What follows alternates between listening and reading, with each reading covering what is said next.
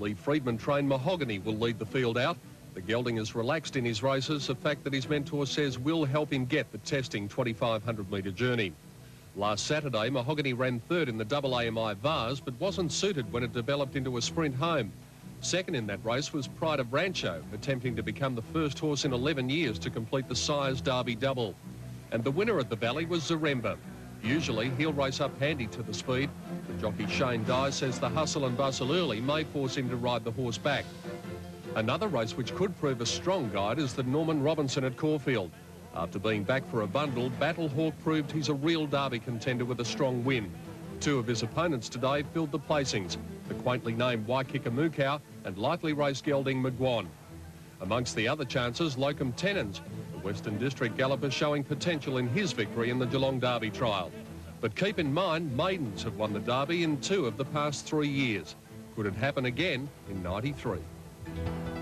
Well, we'll find out at 3:05 this afternoon. And Zaremba's favour is, Pete, that he races up on the pace, and that's going to be a big plus for him.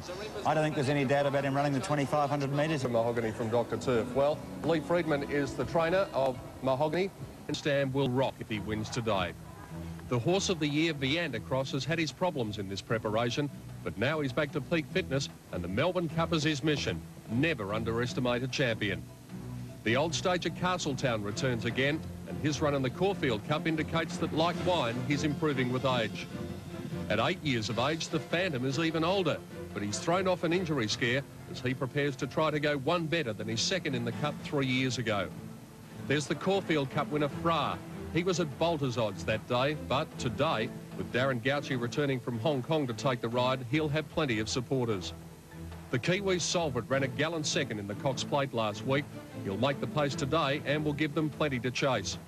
The horse that chased him and passed him at the Valley last week is the one to beat. The Phantom Chance is nothing much to look at. He has a great big motor. He'll give this a shake and he'll make the Japanese sit up and take notice next month.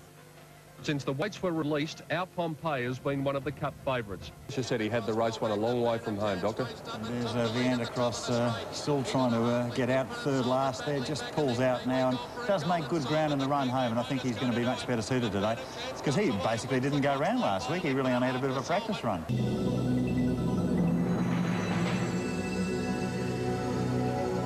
Long before and long after the famous Triple Dead Heat in 1956, the Hotham Handicap, or the DALGETY as it's now known, had been an invaluable guide to the Melbourne Cup.